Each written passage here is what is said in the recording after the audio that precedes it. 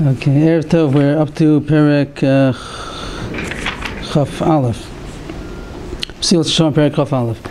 And the subject is Chasidus, which has been here for a long time already. And now the issue is going to be how to acquire Chasidus. The last subject was Mishkala Chasidus, how to weigh that sometimes a person is trying to be a chassid and he doesn't realize that his Chasidus is getting him off the track and he's really going to end up doing an Avera because of the consequences and the accompanying factors that are there. And that was a very important mishkal that he said that if you don't have that, it's better probably not to approach the whole issue of Chasidus because you're losing out more than you're gaining. But now we're getting back to the regular Seder of the Mesillas Yeshorim, that after he explains what it is and what different parts, so now how to acquire it. So back just to summarize, to recap very short what had before in the earlier Prakim. Chasidus is that a person loves Hashem so much that he wants to give him nachas ruach, he wants to give him pleasure.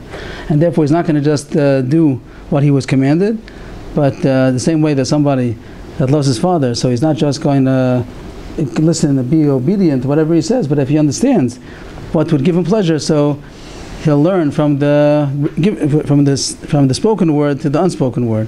Ladun al das hamatzah, and figure out what Hashem wants, and therefore be able to broaden and expand to be able to do other things that will give Hashem pleasure. He's not serving Hashem the way he thinks it will be nice, but the way he realized that Hashem would want.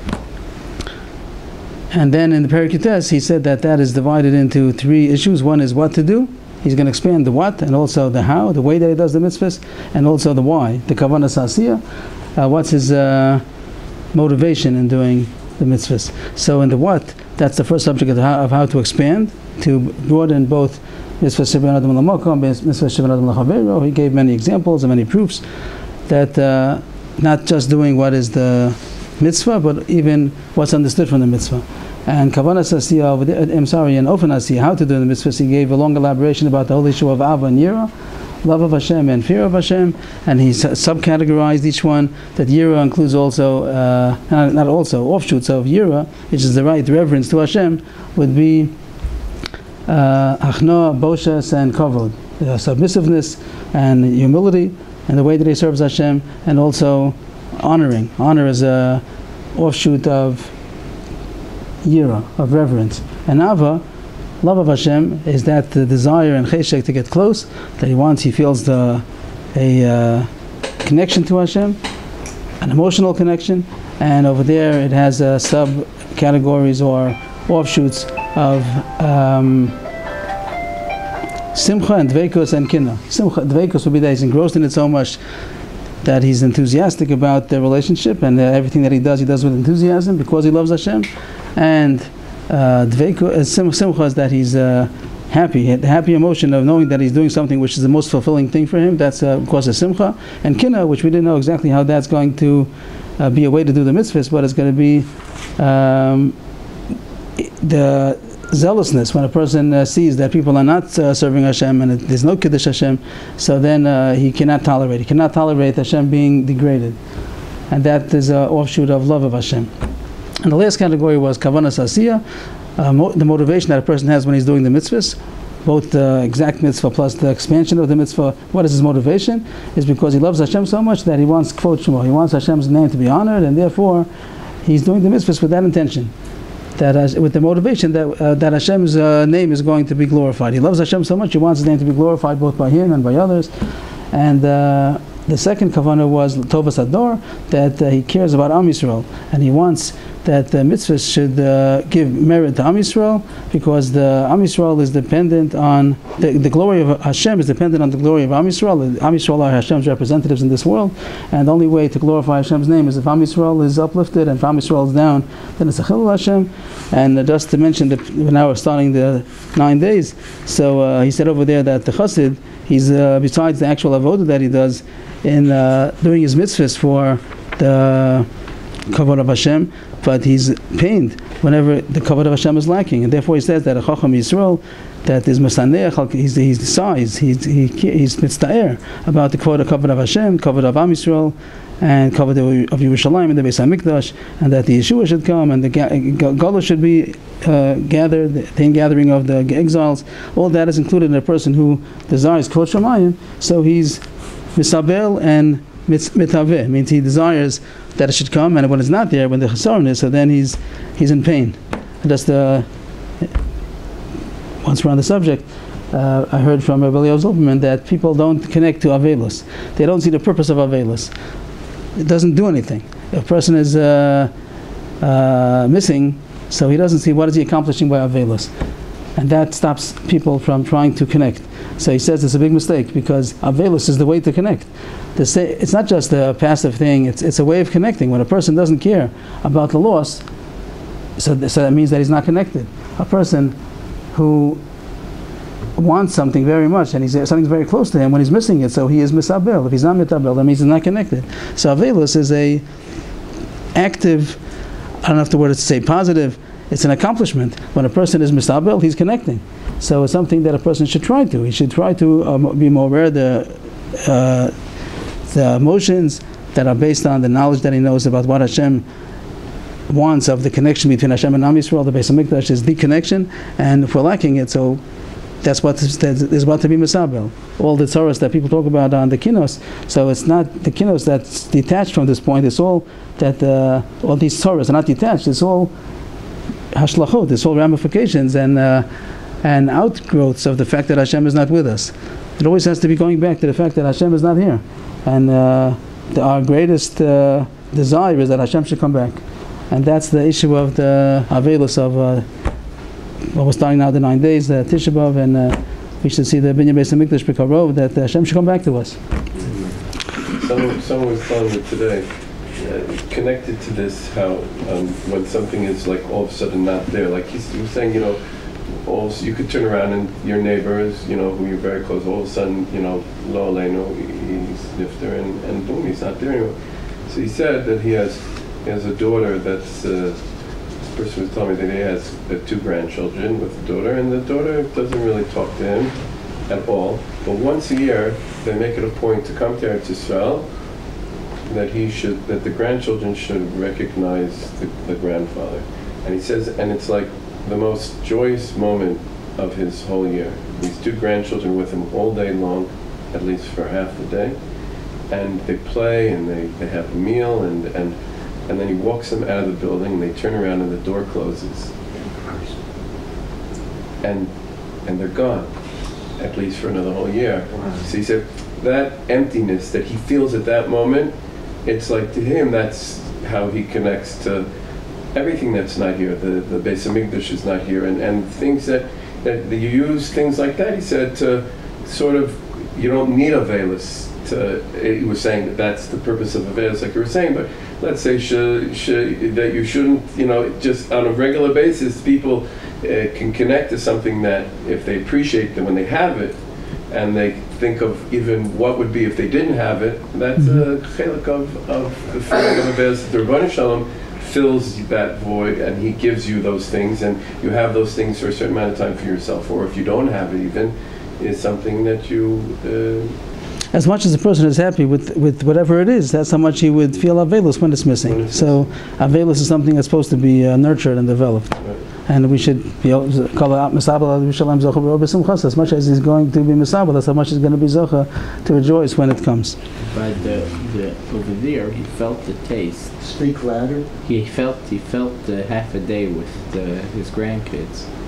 If you never felt the... So people ask the question, how is it possible to understand the feeling of having the Shekhinah if we never experienced it? So because of that question, sometimes people say, so it's impossible, and all we're going to do is spend Tisha B'Av on learning how not to speak Lashon Hara and not to have Sinas Chinam. And that's how many people do it, that they say we can't connect to the actual emotion of Avela, so at least that we could do is not to have Sinas Chinam, but it's missing the point.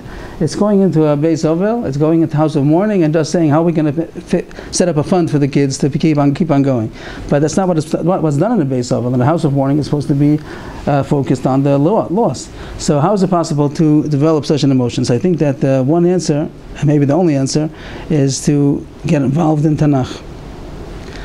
A person who knows Tanakh and a person who doesn't know Tanakh, or not only knows it, but that he's involved in it and he lives it, it makes you understand the connection. It's impossible to give it over in a shir. It could be many shirim. It could be learning Tanakh. A person learns Tanakh, he develops the way Hashem talks to us about a relationship.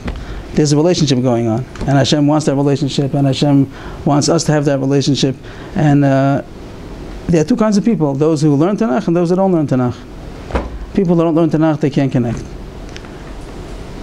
I think that's the answer. So it's not something that you could do in 9 days, but in 9 days you could learn Sefer Yirmiyah, and then in the 7 weeks afterwards to learn Sefer Yeshaya, and it's awesome. In the yeshiva we are sometimes when I would see people learning Yirmiyah Yeshaya, they would cry from the nechama, cry by nachamu. The person's crying from. It's an awesome thing, and you can't get it from philosophical sefer. You have to get it from the source, the way Yeshaya talks. So it's a worthwhile effort. Hashem surely is part of Talmud Torah. A person is supposed to know Tanakh. Besides knowing Mishnah and Gemara, is supposed to know Tanakh also.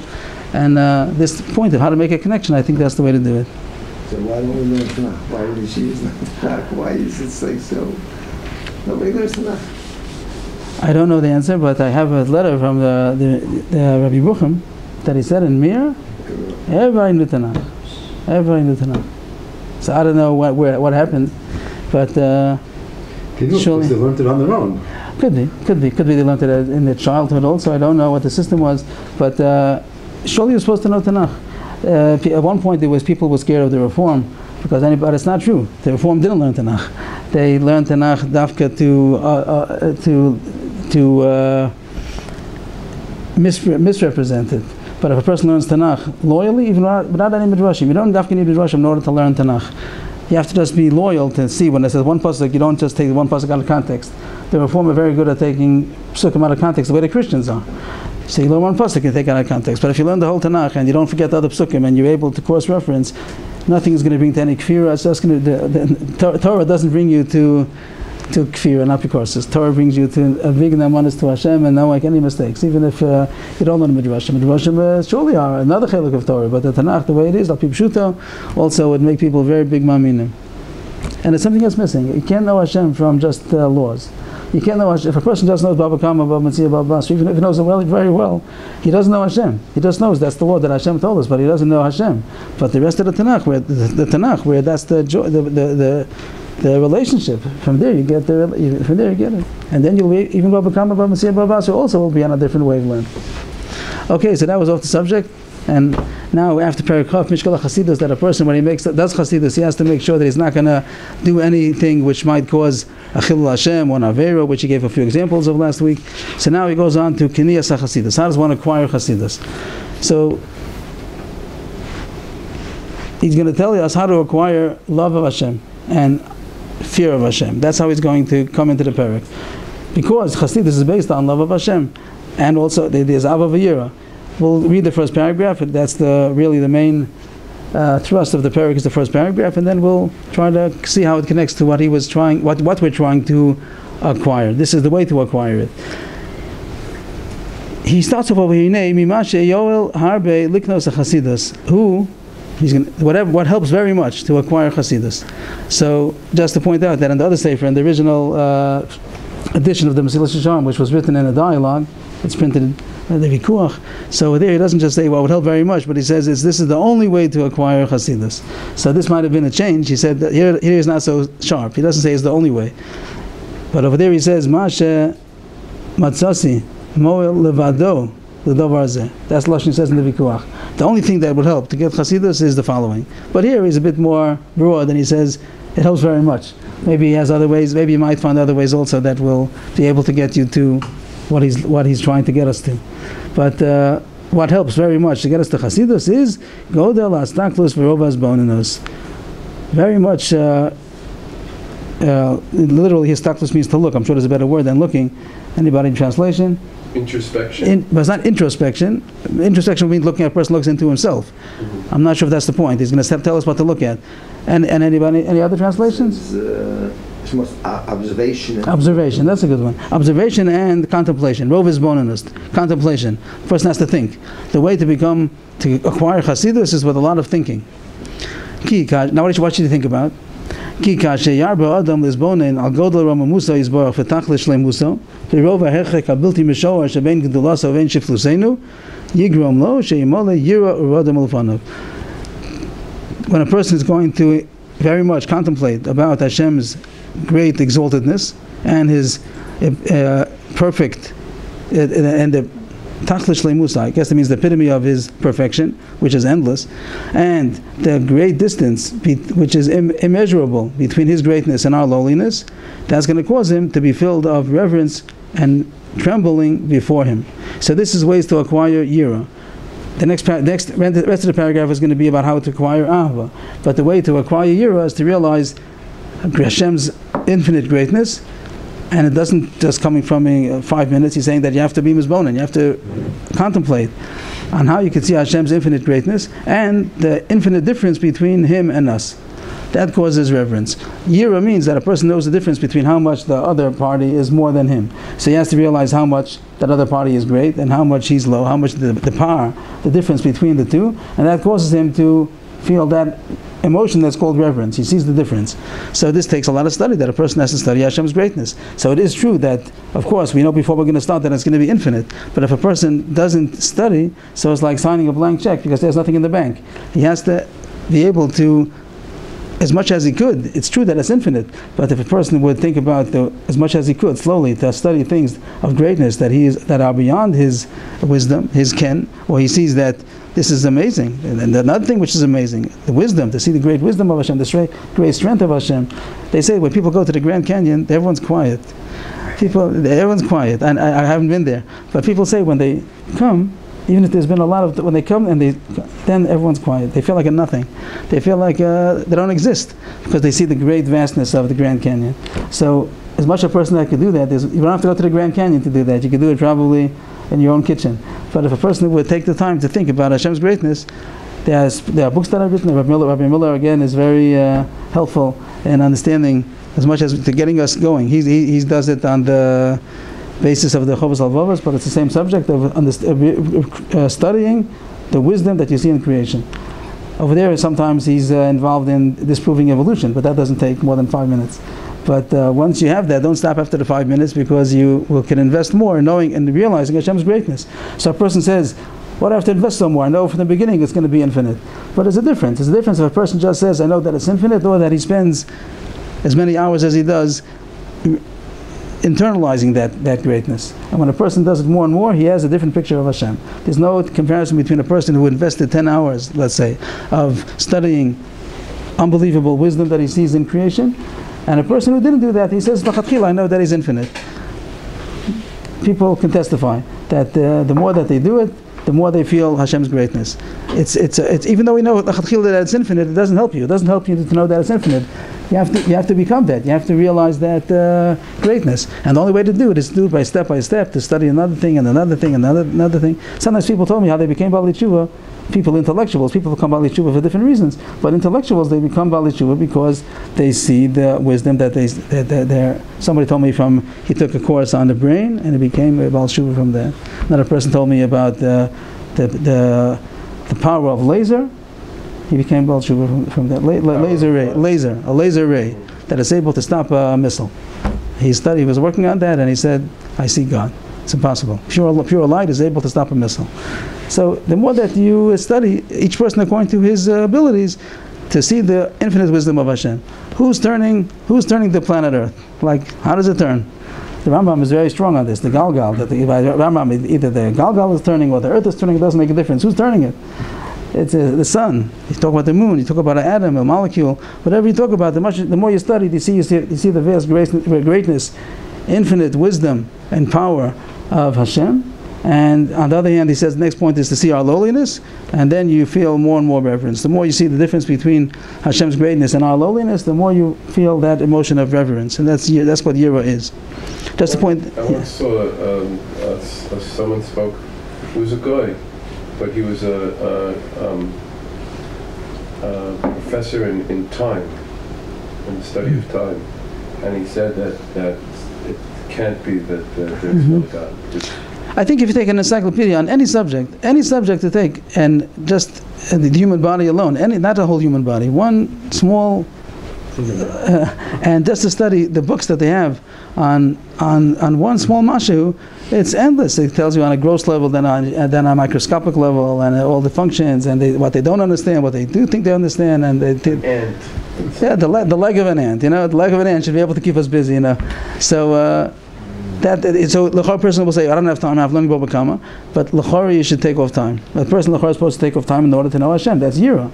If it's true that this is necessary in order to get yira Shemayim, so then the person can't say I don't have time because I'm learning Torah, because this is yira Hashem. A person has to have time for yira Hashem. The way the Mesillas Yeshorim said in the laws of Hashem aren't also. The laws of Hashem, I think that if you don't do it on a Kabbalah level, then that's going to be very much on a human level. How we're understanding it has to be logical. The way we understand it, it's not. I don't think that we're going to see the infinite wisdom. I don't think so. All the spars and everything. They're going to be so much. But it's all going to be very human. They're all going to be very human. I don't think so. I think it's going to still be very human. It's a human an analytical process of understanding the law on a logical way. I don't think it's going to come to see Hashem's greatness. I don't think so. Maybe I'm wrong, but if you see the laws on a Kabbalistic level, then probably you will see the infinite wisdom. But the Gemara is always going to be something which is human logic. You start off with the law. It's very, very. It's an amazingly exact science of logic, and there's no. Nobody that compares in the world. You don't say nobody compares to the study, but it's logical. It's something that people. It's the thing that people did. Abba and Rava are humans, so it's human logic, and you're not seeing the greatness of Hashem in that. You're seeing how we're supposed. It's the base kibul. It's Am Yisrael who is the recipient of the Torah, and we're the ones who are analyzing the Torah that Hashem gave us, and Hashem wants us to analyze it according to our kalim. But it's not seeing the infinite wisdom of Hashem. Does it make sense? I don't think I'm saying apikosis. I don't think I'm being bezalzel in anything, because on the contrary, the wisdom of Hashem is endless. But when we accept it and we're supposed to figure out what do you do in such a case, we're supposed to take the givens. You have two brises. That's a contradiction. And how are you going to resolve it? So we're using our human mind in order to resolve it. And if you can't explain this Torah to a taxi driver, so something's wrong. It has to be logical. It has to be something that makes sense on a logical level that we can understand. But when you see that the universe is so beyond logic, beyond human ken, beyond human ability, beyond human power, so then you feel like a worm. I think when you learn the Gemara, you don't feel like a worm. You feel like you're very much involved, and you understand the Svara. Maybe you don't understand the other Svara. You don't pass in that way, but it's not like you're. I don't think so. But I'm leaving it open. I'm just saying what I would think. So that's the first subject of Yira. And the second thing is going to just point out that these 2 points that he said about studying Hashem's infinite greatness and man's infinite lowliness. So he points out this point in Perek Yud Tes when he speaks about cultivating Yira. So he says this point. That's what he says. And when he talks about it there, how to daven before Hashem. So he says a person there, he adds on one third thing, that a person should also realize that he's talking to Hashem face to face. So when he has all of these 3 ingredients, then he's going to be davening with humility and submissiveness. But here he's just talking about the subject of Yira in general. So he says this is the way to acquire it. Studying these 2 subjects, Rov is bonus, Godel is Taklis, Rov is bonus, much observation and much contemplation. And again, even though it sounds like a Chiddush, but I think the hard person's mechuyev to take off time, even from learning Torah, because this is the way to cultivate Yivas Hashem. Unless there's another way. Maybe there's another way to cultivate Yivas Hashem, but this way, it would have to, it needs time. Uvizbonuno, al rov chasadav imanu, val goda lavasol izbarach li Yisrael, val kevas ha'yishor me'lo, umalas ha'torah v'amitzvahs, v'chayotze min hayun ba'limudim, val deishet bo ava aza. Now he talks about the other part, which is Avas Hashem, love of Hashem, and he tells you how to cultivate that emotion by contemplating on Hashem's abundant kindness with us and His great love to Am Yisrael, and how He brings close those the upright to Him, and the great qualities of the Torah and the mitzvahs and other such studies and teachings. Surely it's going to inflame in him a strong love. That's how to cultivate love. So we spoke about love a while ago when we spoke about Chasidus in Perek Yud Tes, and the way that he explained love over there was that a person desires very much to get close, and it's surely an emotion. He said over there all kinds of lashonos of choshek, masave, shashua, va'oneg, chuka, nichsefa v'gam kol tzanafshi, tzamalacha nafshi, kamalacha besori, all kinds of words of burning desire, of getting close, wanting to get close. And here he says, how does a person cultivate that? So there might be at first glance, it sounds like a contradiction from what he said before. Here he says when a person studies the many kindnesses that Hashem does with us, and etc., the great Ava that Hashem has to us, and how He makes the Tzaddikim close, and how great the Torah and mitzvahs are that Hashem gave us, that's going to cause them an Ava Azah. So before, when we learned it, he said over there that it's not enough to be Ava Tluy B'Davar. It shouldn't be a dependent love. It has to be independent love. It has to be non-dependent. Ava Shein Tluy B'Davar. And if he says over there that if a person loves Hashem because of the good things that He gives him, so that's not good enough. It's not bad, but it's not good enough. It has to be that it's because, like Ava Tivis, a natural love that a son has to a father, because he's his biological father. Here he starts off saying that the person is going to develop the love because he sees the great kindness that Hashem does to him. So it sounds like it starts off saying that because of the kindnesses that Hashem does to us, that's why we love Him, which seems to contradict, because before he said it's not good enough. That's Ava Tluy B'Davar. That's a dependent love. It has to be independent love. Just to explain the independent love, it means that it's not that it's not for any reason. It means that it's the biggest reason, but it's not dependent on any outside factor. It's be'etzem. It's inherent, because we're one. The same way that a father and a son are one, because they're biologically one. So that's supposed to be the natural love. So how is this going to fit with that? Here he says, it seems to say it's because of all the good things that Hashem does to us. So it seems to be that it's dependent love. It's Ava Tluy B'Davar. So he explains himself. If he studies all these things, he's surely going to be inflamed with a strong love, and he's going to choose and desire to cling to him. Why? So he comes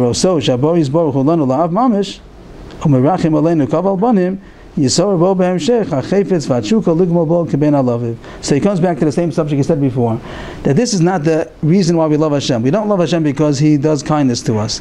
It's also a good reason, but it's not enough. We're supposed to learn from the fact that Hashem is so kind to us, and all these things that He does for us, that Hashem is is a actual Father. Hashem is an actual Father to us. These are ways to see that He's our actual Father. Once we see He's our actual Father, so then we'll be able to relate to Him as a son would to a father. So the Chasadim and the Godel Avaso, Mesillas Yeshorim, all those things are just what would we call it? Stepping stones, mediums, in order to get to this maskana, to this conclusion that Hashem is our Father. But the reason why we love Him is because He's our Father.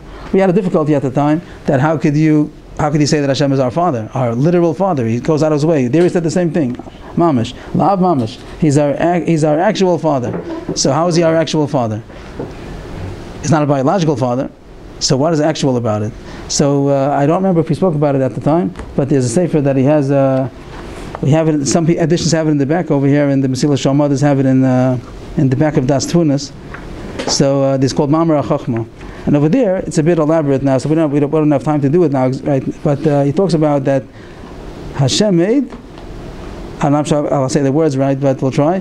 Hashem made that the same way that there would be a natural consequence if a father having a son, or a tree having a fruit, so too did Hashem desire. He decreed that from the revelation that He reveals Himself to the world, there's a natural consequence that the creations should be.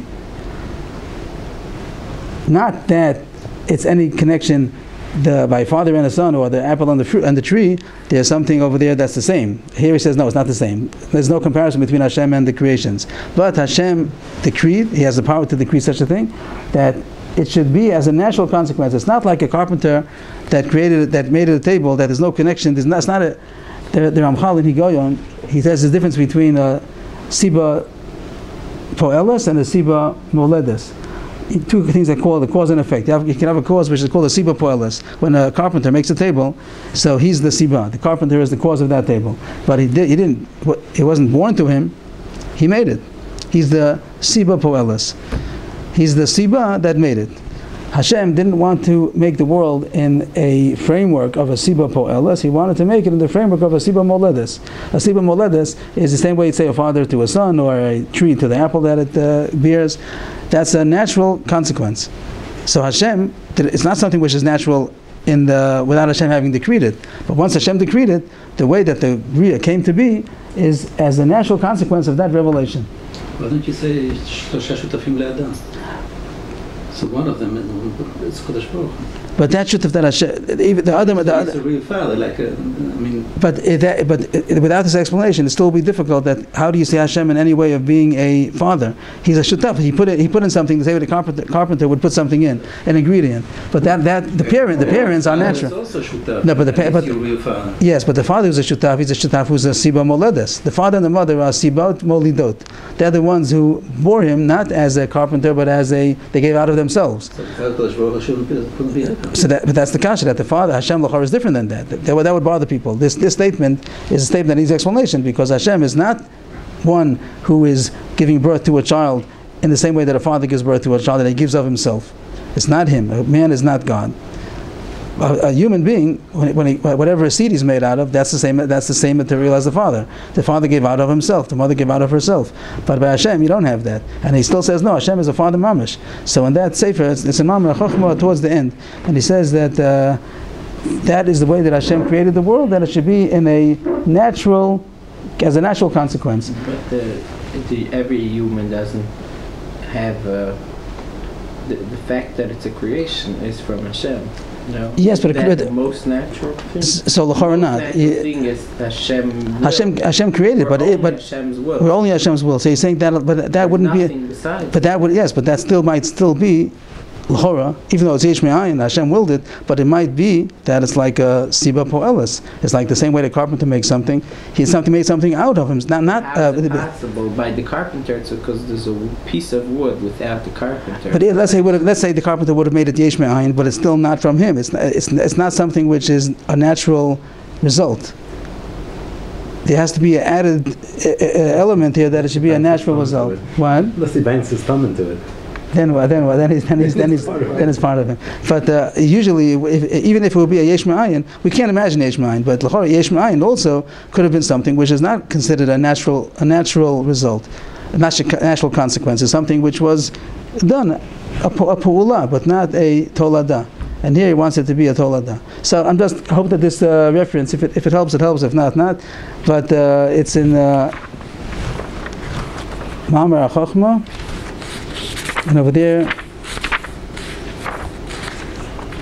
it starts a section called Klali Chachmas Emes.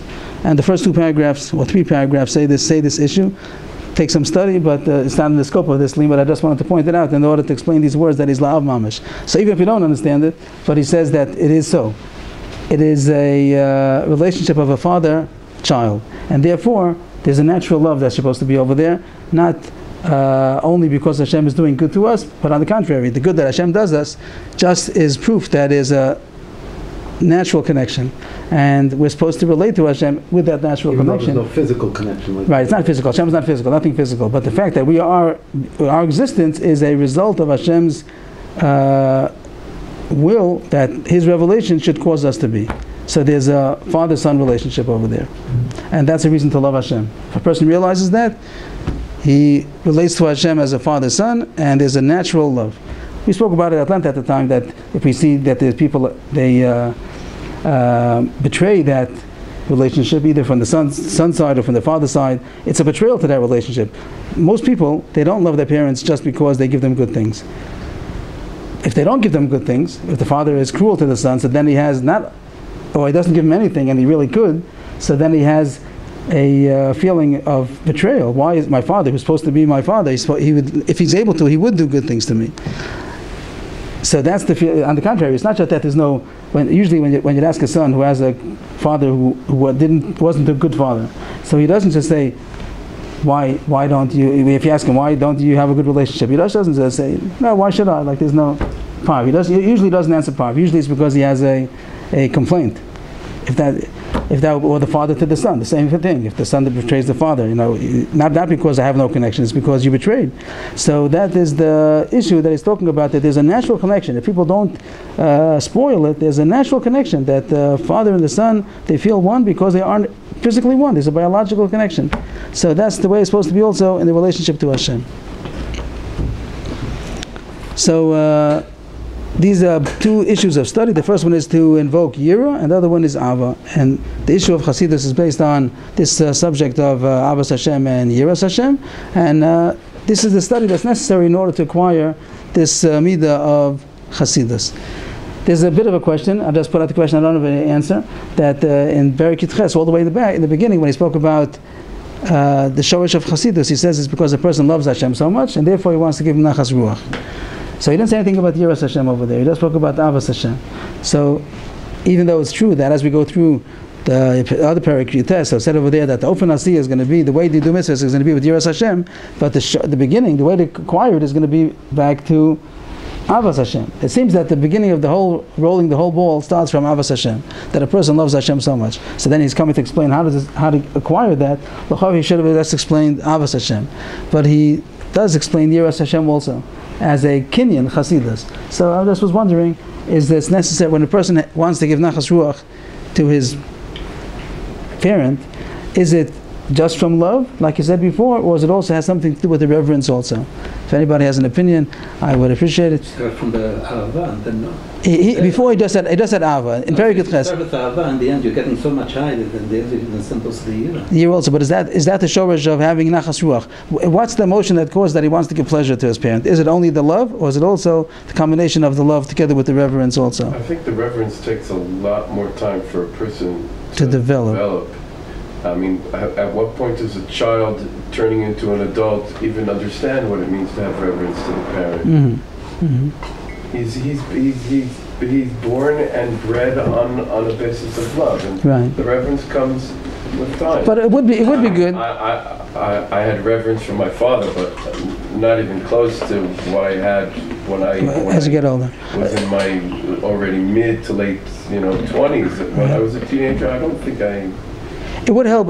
Nowadays, it's not so popular, but things that the Torah, the framework that the Torah makes for a relationship, the parents to children, it would help very much. It's not done nowadays. But the fact that a child's supposed to stand up for the parents, so nowadays it's not so accepted, and everybody says no, we don't do it nowadays. But it's a great thing. My kids do it all the time. So they have a reverence, my wife and my wife and my wife.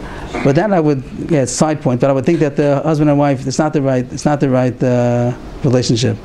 It's more for the children to the parents. But I think when the children see even the parents do it, then they. That's not fair. Okay, that's a side point, but husband-wife relationship. But the children, there's reverence. The husband and wife are supposed to be on the same level. It's supposed to be that it could be that when the father comes in, the mother says to the kids, "Get up," or vice versa. When the father himself is going to say to get up, it loses time. But each one helps out. Each one. The wife, yeah. That when the mother comes in, then the father should tell the kids to get up. When the father comes in, the mother gets up. So I would think not. I would think not. I would think that the husband-wife relationship is not supposed to be one I've seen it like a Rav, like he's the Rav. I would think not. I would think that Ishtok Gufo. The wife has the same, deserves the same reverence as the husband does. Means if there's a certain woman, let's say there's a big Rav and a small Rav, and the small Rav would be of that level that he has to stand up for the big Rav, right? Let's say there's the Gadol Hador, and there's a regular Rav, a town Rav, a community Rav, a Chashav Rav, but then there's a Gadol Hador that's much bigger than him, and he would be chayv to stand up. So he's not only chayv to stand up for the Rav, he's chayv to stand up for the Rav's wife.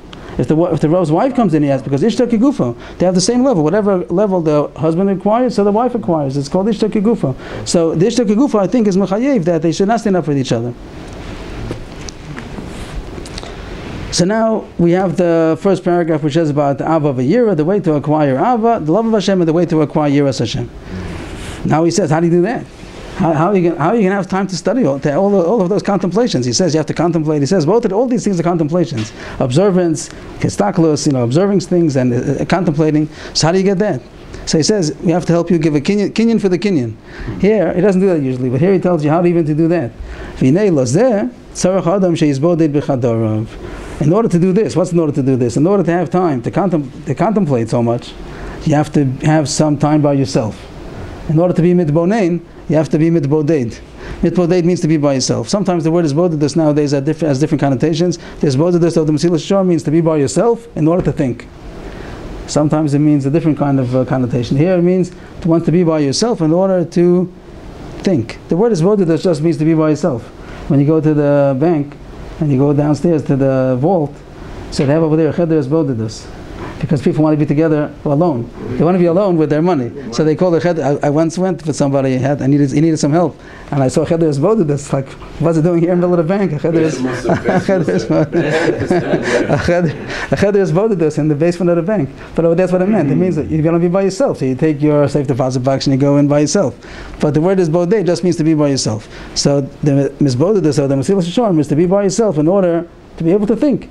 When you're together with people, you don't think so much. You have to have your own private time. To be able to gather all of your thoughts and understanding, to be able to study these true subjects. Plus, why can't you study these subjects together? That's a good question. If we're talking about the issue about knowing Hashem's exaltedness and our lowliness, and then again about Hashem's kindness to us and the love to Am Yisrael, why these subjects have to be something that can't be done with others? It can't be done. Why can it not be done with others? Why is it something that has to be done by himself? Because it's something that you need to come to understand on your own. Not someone else is not going to. It wouldn't help to learn together? Why? We learn everything together, just this. Like all the analytical studies we do together. Chabrusa is better, so why is it not? Logical level again. You want to get it back into the emotions. You bring it back into logic again. It'll end up being a logical thing. Nobody's life is the same. Mine is same, and your life, my life. That's already the application. But even though it's the emotion alone, the first thing you said, that it could be that in the intellectual stage when you have to study. Let's say you'll be studying different wisdoms of Hashem. Maybe that part you could do with people. But then you're saying to internalize it and to get it into the emotional level. Things that the higher you go, that you can't do it with everybody. And Ma'aseh Makava, why can't Ma'aseh Makava be learned? I mean, obviously, there's just something that you have to. That says the Gemara, either the Rav nods his head yes or no. Either you're holding there or you're not holding there. So learning about it is. But at this point, you said even before Ma'aseh Makava level, the point that you said that the intellectual part maybe you could do with others, but then the application to be able to internalize it into an emotional, maybe that you have to do on your own. Hafnama, to internalize. Okay. Another eitzah that the Mesillas Yeshorim says how to be able to internalize these issues. Again, he's not saying a new kinyan. He's saying a kinyan likinyan. How to be able to internalize these contemplations, or to contemplate. Again, lazeh, to this thing that I said before, the kinyan he said before about the contemplation on those things that bring ava and yira. To study Tehillim. To study Tehillim, not to say Tehillim. To study Tehillim. People have a lot of Tehillims printed, but people use them to say, to daven, to say them, to sing them. He says to study them, to study Tehillim, a new Chiddush, to learn Tehillim, and to contemplate b'mamareim u'b'inyanam, in their statements and in their issues, to contemplate on what's being said. Ki b'yosam kulam aleim ava v'yira v'chol minei Chasidus. Since Tehillim is full of love of Hashem, fear of Hashem, and all types of Chasidus, by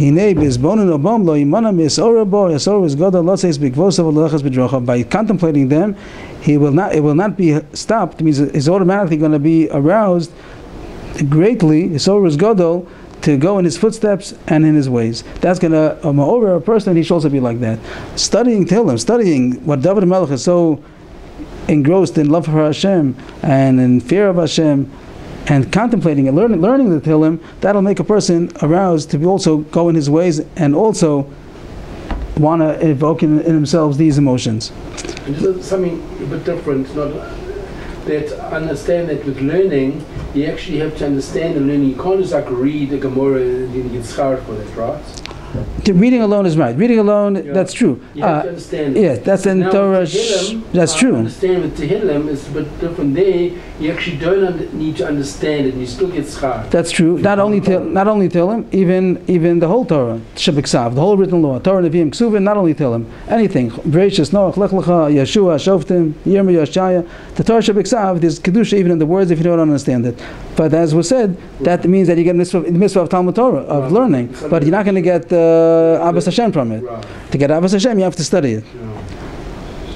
V'chein Torah hakriya b'sipur Masei Hasidim ba'Agadah Shashabah Sham. Also to learn Agadah, the Agadah Gemaras Midrashim, where it talks about Masei Hasidim, things that people, the way Hasidim acted. There's a whole Perek in Tainus. The third Perek in Tainus is nicknamed Pirkei de Chasidi. It's many stories about different Hasidim that the Gemara talks about. Abba Chilkiah, some are very famous, and to see the ways that Hasidim act. They're not doing the literal law. That's also the same idea, like David HaMelech that talks about the love. Over there you see the there you see the emotion. In these stories, he himself says, this will arouse a person to the mind to take counsel and to do like their beautiful actions. So in those Gemaras, you're not going to see the love and the fear. You're not going to see the emotion so much. Now you'll see it in Tehillim. But you'll see the actions that they did. And then you see how beautiful the actions that they did were. And that itself will be more a person also to go to do those actions.